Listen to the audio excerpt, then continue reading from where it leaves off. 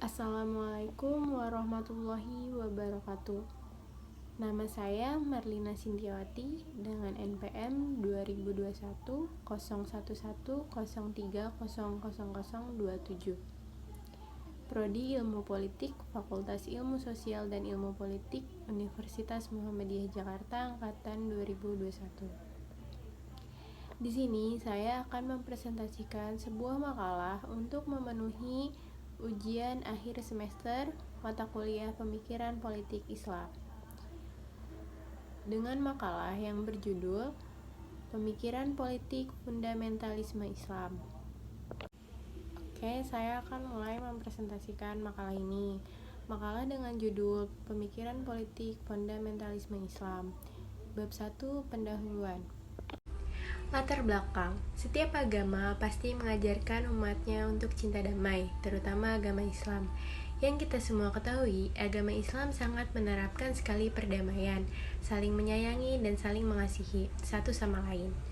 Islam sangat menjunjung tinggi konsep tentang rahmatan lil alamin yang secara umum diartikan sebagai rahmat atau cinta kasih bagi seluruh alam. Dan tidak ada satupun agama yang mengajarkan kekerasan dan juga ujaran kebencian. Belakangan ini banyak sekali yang membahas isu-isu hal yang berkaitan dengan agama, dan yang sering dikaitkan dengan kasus juga isu-isu tersebut adalah agama Islam. Sikap tidak toleran terhadap agama lain, kekerasan terhadap agama lain, dan juga terorisme. Aksi terorisme yang pasti menimbulkan kekerasan seperti penembakan, pembunuhan, pengeboman, dan juga peledakan bom bunuh diri ini sering sekali dikaitkan dengan agama Islam, yang memang di mana pelaku utamanya merupakan kaum radikalisme Islam dengan menjadikan jihad sebagai alasannya.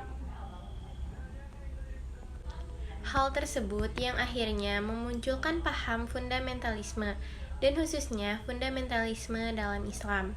Fundamentalisme sendiri merupakan paham dan gerakan dalam agama yang berupaya kembali kepada apa yang diyakini sebagai dasar-dasar atau asas-asas agama. Adapun rumusan masalah pada makalah ini yaitu yang pertama, apa pengertian dari fundamentalisme? Dan yang kedua, bagaimana fenomena dan kasus fundamentalisme Islam di Indonesia? Tujuan dari dibuatnya makalah ini adalah menjelaskan tentang pemikiran dan fenomena fundamentalisme Islam di Indonesia. Bab 2, Pembahasan. Pengertian fundamentalisme. Fundamentalisme adalah sebuah gerakan, aliran, agama, atau faham yang otentik, upaya untuk mengembalikan dasar-dasar yang diyakini. Kelompok fundamentalisme biasanya menganggap dirinya paling benar dan murni dari kelompok lain yang ajarannya telah tercemar. Fundamentalisme bisa lahir dari semua golongan dan agama, kapanpun dan dimanapun. Gerakan fundamentalisme lebih sering dikaitkan dengan agama. Oleh sebab itu, adanya fundamentalisme Hindu, fundamentalisme Buddha, fundamentalisme Kristen, dan fundamentalisme Islam yang akan kita bahas kali ini merupakan cikal bakal problematika tersebut. Istilah dari fundamentalisme sendiri pertama kali muncul di kalangan agama Kristen di Amerika Serikat. Dan istilah fundamentalisme juga baru berkembang pesat dan ditemukan dalam berbagai kamus ensiklopedia pada masa akhir-akhir ini. Fundamentalisme sering dikaitkan dengan kekerasan, pemberontakan, dan pemaksaan agar orang lain mau mengikuti. Fundamentalisme juga menganggap globalisasi dan modernisasi sebagai sebuah ancaman dan bencana. Karena globalisasi ini mempengaruhi perubahan pola hidup manusia, maka tak heran jika terjadinya pertumpahan darah dan banyak korban jiwa yang berjatuhan akibat dari oknum-oknum fundamentalisme yang pro kekerasan.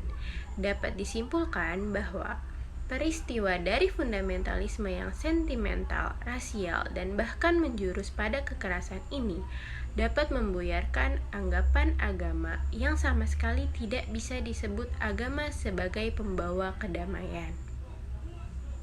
Fenomena fundamentalisme Islam di Indonesia. fundamentalisme Islam di Indonesia adalah reforms penolakan terhadap berbagai macam mazhab dan tetap mempertahankan eksistensi ajaran yang dibawakan oleh Nabi Muhammad SAW.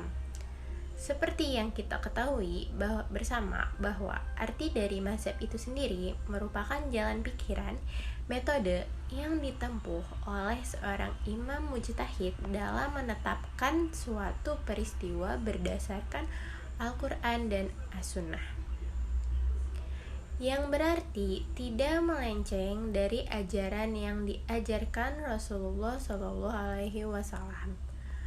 Poin penting yang bisa kita ambil di sini, mengapa masih saja ada perselisihan di antara kita sebagai seorang muslim? Apakah dari perbedaan ini membuat kita menjadi acuh tak acuh, yang padahal kita sendiri sadar bahwa kita sesama muslim yang seharusnya tidak boleh berbuat kasar terhadap sesama muslim dan tidak boleh pula menjerumuskannya. Arti dari fundamentalisme Islam yang secara positif mengajak umat Islam kembali kepada prinsip-prinsip Islam yang fundamentalis berubah menjadi doktrin agama yang apabila kita sejatinya umat Islam dalam pengambilan keputusan ajaran mana yang tidak melenceng dari ajaran yang dibawa oleh Rasulullah SAW, maka kita pastinya akan sepertinya dimobilisasi oleh doktrin-doktrin yang kita tidak ketahui ajaran-ajaran, pemahaman-pemahaman apa saja yang ada di dalamnya. Jika kita berbicara tentang mazhab, diketahui ada 4 mazhab yang dimana dari mazhab-mazhab tersebut berisi asumsi, pemikiran, pandangan, serta pendapat dari imam tentang yang berlaku diajarkan oleh Nabi Muhammad SAW, dimulai dari mazhab Maliki, mazhab Syafi'i, serta mazhab Hambali. Masing-masing mazhab ini memiliki latar belakang yang berbeda-beda. Begitu pula pandangannya dalam melihat berbagai hal yang ada di masyarakat. Lalu, mazhab mana yang masuk ke dalam Indonesia? Mazhab Syafi'i lah jawabannya. Karena mazhab ini yang masuk ke Indonesia, maka sering kita temui di mana-mana pandangan-pandangan dari kiai, ustadz sampai pada masyarakatnya berpegangan pada mazhab Syafi'i ini. Dari sinilah awal mula yang menjadi pembeda karena ketika kita umat Islam yang tinggal di Indonesia menoleh ke negara-negara lain di luar sana akan berbeda pandangan maupun pendapatnya. Titik tengah yang bisa kita ambil di sini ialah kembali lagi kepada toleransi. Kita bisa toleran antar umat beragama di luar Islam, tetapi sesama umat Islam yang berbeda pandangan membuat kita saling bertengkar pemahaman sana-sini. Maka dari itu, kenyamanan dan ketentraman di masyarakat akan terjaga bila kita saling menghormati dan saling menghargai kepada yang berbeda pemahaman agar terciptanya dunia yang lebih baik. Fundamentalisme juga mempengaruhi sistem perpolitikan. Yang paling terkenal di Indonesia adalah terorisme dan beberapa yang bersifat radikalisme. Kasus fundamentalisme yang menelan banyak korban jiwa terbanyak yang terjadi di Indonesia disebabkan oleh terorisme, yaitu terorisme bom Bali 1 yang terjadi pada 12 Oktober 2002 oleh Gerakan Jemaah Islamiyah yang menargetkan Padis Club, Sari Club, dan Konsulat Jenderal Amerika Serikat. Jenis serangan bom tersebut berupa bom bunuh diri dan bom mobil yang menewaskan 203 jiwa dan 209 korban luka-luka. Di antara pelakunya yaitu Ali Imron, Amrozi, dan Imam Samudra. Alasan pelaku melakukan bom Bali karena beranggapan bahwa Bali adalah sebuah tempat maksiat. Tidak hanya sekali, bom Bali terulang kembali pada 1 Oktober 2005 yang menewaskan 26 korban jiwa, diantaranya juga warga negara asing. Radikalisme sendiri merupakan istilah yang digunakan pada akhir abad ke-18 untuk para pendukung gerakan radikal. Radikalisme adalah suatu paham yang menghendaki adanya perubahan, pergantian, dan penjebolan terhadap suatu sistem masyarakat sampai ke akarnya, dan merupakan ideologi yang bertentangan dengan Pancasila. Salah satu ciri utama dari paham radikal ini ialah sering menggunakan kekerasan untuk mencapai apa yang menjadi tujuan atau keinginan kelompoknya. Salah satu contoh tindakan radikalisme yang lain adalah pada Kamis 14 Januari 2016 menjadi hari kelam bagi bangsa Indonesia. Ibu kota negara diteror bom. Peristiwa bermula dari munculnya rentetan tembakan di kawasan Tamrin sekitar pukul 10.55 pagi waktu Indonesia Barat, dan meledakan bom bunuh diri di pos polisi perempatan Sarinah yang lokasinya tak jauh dari Starbucks Coffee.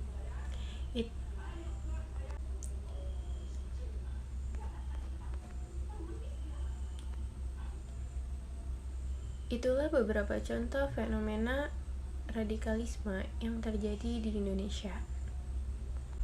Bab 3, penutup dan kesimpulan.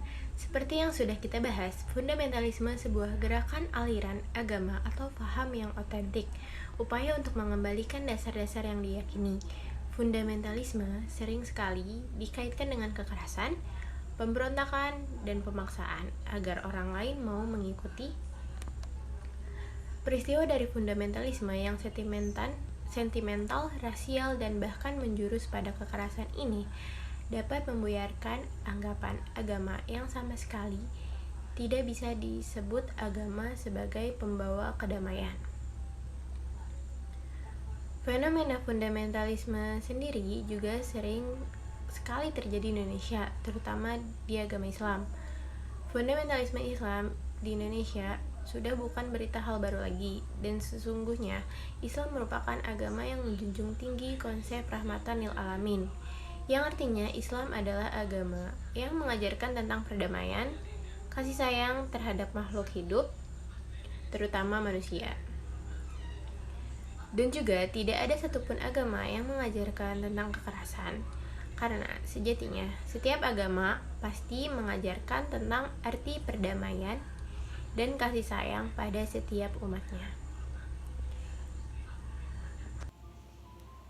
Sekian dari saya, kurang lebihnya mohon maaf. Wassalamualaikum warahmatullahi wabarakatuh.